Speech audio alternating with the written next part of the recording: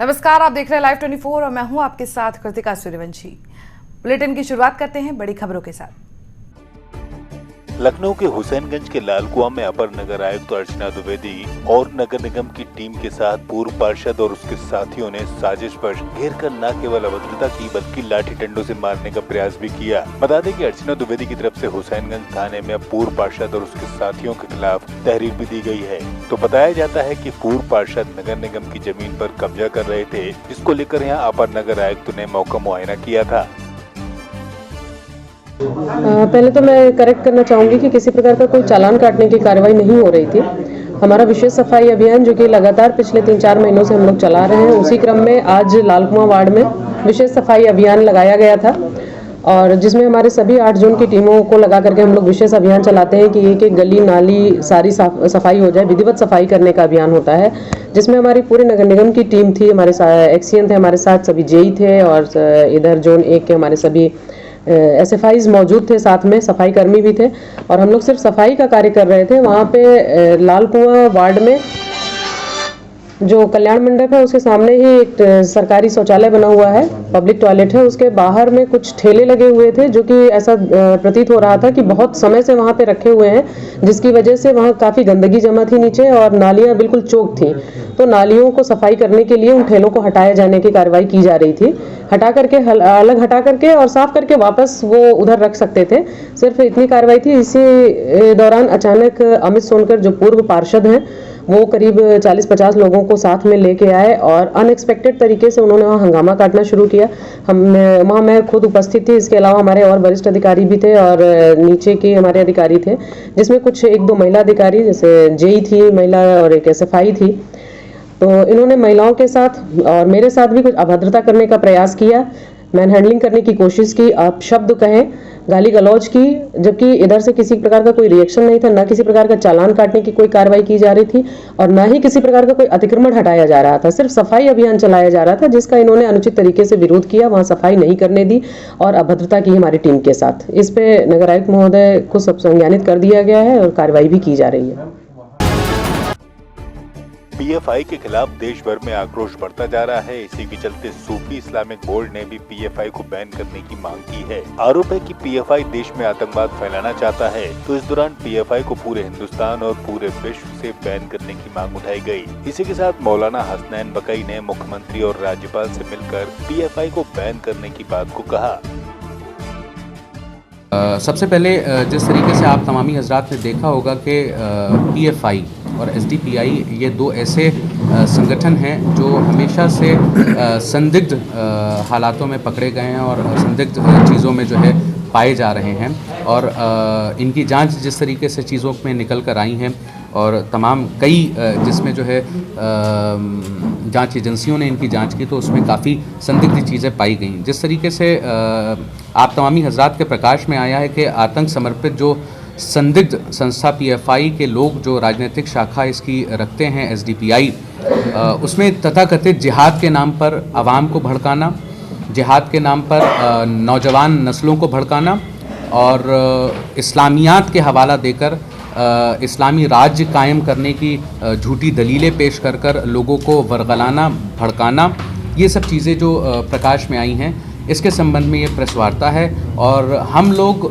पूरे राष्ट्रीय स्तर पर PFI और SDPI को बैन करने की मांग करते हैं। पूरा सूफी इस्लामिक बोर्ड और पूरे हिंदुस्तान का सूफी समाज इसके बैन करने की मांग करता है, क्योंकि ये लोग अक्सर व बेशतर हम लोग देखते हैं कि इनके जो ट्रेनिंग कैंप्स हैं और इनके जो बयानात हैं, चाहे वो CA वाले मुद्दे पर इन लोगों ने जिस तरीके से आतंक फैलाया हो या बंगाल में या केरल में या तमिलनाडु में जिस तरीके से इन लोगों ने आतंक फैलाया हुआ है, लोगों को मारना, लोगों को काटना, सिर्फ़ और सिर्फ जिहाद के नाम पर।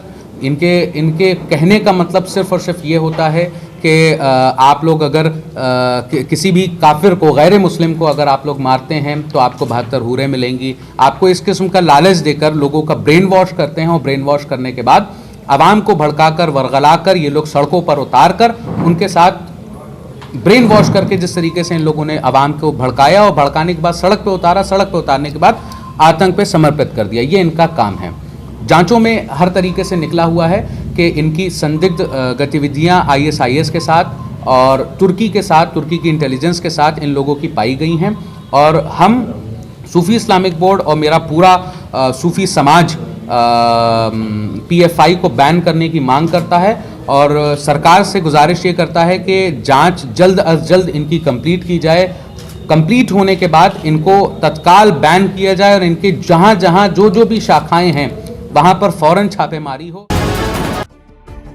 सपा से निर्वाचित क्षेत्रीय विधायक नरेंद्र सिंह वर्मा का फोटो भाजपा के लखनऊ स्नातक MLC को वोट देने की अपील के साथ शहर में लगते ही हड़कंप मच गया। विधायक ने कोतवाली पहुंचकर तहरीर देते हुए प्रभावी कार्रवाई करने की मांग की, तो सपा कार्यकर्ताओं ने विवादित होल्डिंग से लदी एक पिकअप को 2 लोगों के साथ पकड़कर पुलिस को भी सौंप दिया। तो मामले की जाँच में अब पुलिस जुट गई है। तो बता दें कि सपा से निर्वाचित महमूदाबाद विधायक व पार्टी के मुख्य सचेतक नरेंद्र सिंह वर्मा ने पुलिस को दिए प्रार्थना पत्र में कहा है कि स्नातक MLC उम्मीदवार इंजीनियर रवनीश कुमार सिंह द्वारा उनके फोटो का गलत तरीके से इस्तेमाल बिना अनुमति के किया गया है, जिसमें अब कार्रवाई की मांग उठाई गई है।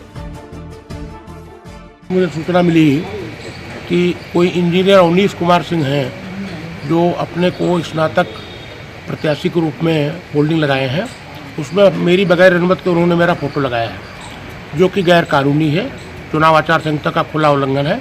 हमने राज्य निर्वाचन आयोग को, राज्य निर्वाचन अधिकारी को, केंद्रीय निर्वाचन आयोग को, लखनऊ मंडल आयुक्त को, जिलाधिकारी सीतापुर को और पुलिस अधीक्षक सीतापुर को भी मेल किया है कि इनके खिलाफ कार्रवाई की जाए। मैं थाने जा रहा हूँ इनके खिलाफ एफआईआर दर्ज कराने के लिए, जिन्होंने इसे छपवाया है, जिनके यहाँ छपा है, और वो पिकअप पकड़े मिल गई है, पिकअप भी थाने में मौजूद है। ये राजनीतिक रूप से हमको बदनाम करने के लिए इन प्रत्याशी ने कदम उठाया है। मैं इनके खिलाफ मानहानि का भी दावा करूँगा कोर्ट में। झांसी में अवैध रूप से संचालित हो रहे बालू खनन पर तहसीलदार ने कार्रवाई की, जिसके चलते 2 ट्रैक्टरों को जब्त किया गया, तो वहीं दोनों को तहसील परिसर लाया गया। बाद में मालिकों द्वारा प्रपत्र दिखाए जाने पर उनको चेतावनी देकर छोड़ दिया गया। बालू माफिया जिस प्रकार खुलेआम गोरख धंधे को अंजाम देते हैं, उसके बाद आसानी से पुलिस प्रशासन द्वारा इनको छोड़ दिया जाता है। ऐसे में पुलिस प्रशासन की भूमिका संदेह के घेरे में आती है। हम खेत भ्रमण पे निकले थे उधर धवाकर में जी, तालाब खेत भ्रमण था, तो हटवाने के लिए तो रास्ते में लौट रहे थे। लौटते समय 2 ट्रैक्टर दिखे हमको संदिग्ध हालत में जी, उनको रुकवाया गया। तो पेपर की मांग की गई थी, पेपर उन्होंने नहीं दिया, उनके पास पेपर नहीं थे जी, तो उनको हम जो है पकड़ के इधर ले आए तहसील क्षेत्र में जी।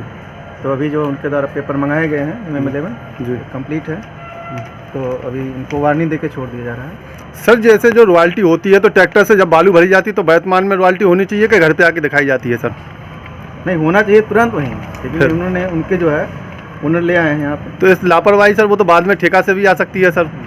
इनको हम चेतावनी देकर छोड़ दे रहे हैं। कोई सर उनके ऊपर जुर्माना? नहीं, अभी पेपर आ गए हैं, अभी तो योगी सरकार द्वारा महिला सशक्तिकरण के प्रयासों के साथ महिला सुरक्षा के अनेक आदेशों के बाद भी महिलाओं के साथ पुलिस का अमानवीय चेहरा वायरल वीडियो में खुलेआम नजर आता है, जिसमें पुलिस महिलाओं को घसीटती हुई ले जा रही है। तो वहीं इस कृत्य में महिला पुलिस कर्मियों के साथ पुलिस कर्मी भी साथ दे रहे हैं। महिला बार बार रहम की गुहार लगाती है, लेकिन पुलिस कर्मियों को जरा सा भी रहम नहीं आता है। तो पीड़िता के आरोप है कि थाने में भी उसकी बेरहमी से पिटाई की गई। तो मामला मऊरानीपुर के गांधीगंज का है, जिसमें अब आलाधिकारी जाँच कर कार्रवाई की बात को कहते हैं। ज़मीन के बारे में, हमारी ज़मीन थी इसलिए हम रोक रहे थे, सुबह मान नहीं रहे थे, और पुलिस वाले आए, हम उनको झलकोरा और हमारी मौड़ी को मार फेंका है और पुलिस वाले ने पकड़ा है और यहाँ से घसीट के ले गए हैं थाने में बेल्टों से मारा है और गेट लगाए हैं। गेट लगा के कह रहे खूब मारो, बड़े ऑफिसर ने भी मारा। फिर शिकायत की कहीं और बड़े अधिकारी को? करी थी, अकेले हमारी कोई सुनवाई नहीं हो रही है। हम लगाए थे जरा बस्ती, हमने रोकने, पुलिस आई, उनने रोका कि किस बात पर खड़ी। हमने कहा हम अपनी ज़मीन पर काम नहीं होने देंगे। हम कागज लिए थे ज़मीन के अपने सामने कि तुम इस पर साइन कर दीजिए। पुलिस वाले से की सुबह कहा था तू ज़्यादा नेतागिरी बता रही है, इसको टांग के धरो। सुनने जबरदस्ती हमको टांगा और ले गए थाने, उन मारा है पकड़ के, कह काम तो लगेगा, तुम लोग कुछ नहीं कर पाओगे। तुमने इसकी सूचना किसी बड़े अधिकारी को और दी क्या? दी थी, हमारी सुनवाई नहीं भई है। मऊरानीपुर के प्रकरण में जिसमें आप एक वीडियो में कुछ महिलाओं को हटाते हुए दिखाए जाने की बात कर रहे हैं, उसमें एक व्यक्ति के ज़मीन पर निर्माण हो रहा था, जिसमें कुछ महिलाएं बाधा डालने पहुंच गई थी। उन महिलाओं को विधिक तरीके से महिला पुलिसकर्मियों द्वारा कार्य में बाधा डालने से रोका गया था और वैधानिक कार्रवाई की गई। सर, इसमें बताया जा रहा है मामला कोर्ट में विचाराधीन था, इसका क्या प्रथम था? जो भी कार्रवाई की गई है, विधि सम्मत कार्रवाई की गई है और प्रकरण राजस्व कर्मियों के भी संज्ञान में है और जो पुलिस द्वारा कार्रवाई की गई है वो सभी नियमों का अनुपालन करते हैं। स्वकर मूल्यांकन प्रणाली के अंतर्गत लगाए गए गृह कर की आपत्तियों की सुनवाई के दौरान कासगंज नगर पंचायत अध्यक्ष जाहिदा सुल्ताना का मानवीय चेहरा सामने आया। यहाँ एक गरीब व्यक्ति प्रमोद कुमार के पास गृह कर की धनराशि जमा करने के लिए रुपए नहीं थे। उसकी गरीबी को देखते हुए अध्यक्षा जाहिद सुल्ताना ने अपने पास से टैक्स की रकम को जमा किया और रसीद कटवाई। तो वहीं वहाँ मौजूद लोगों ने चेयरमैन द्वारा किए गए इस नेक कार्य की तारीफ की, जो लोगों में अब चर्चा का विषय बन गई है। मेरे साथ इस बुलेटिन में इतना ही। देश और दुनिया की बाकी खबरों के लिए देखते रहिए Live 24।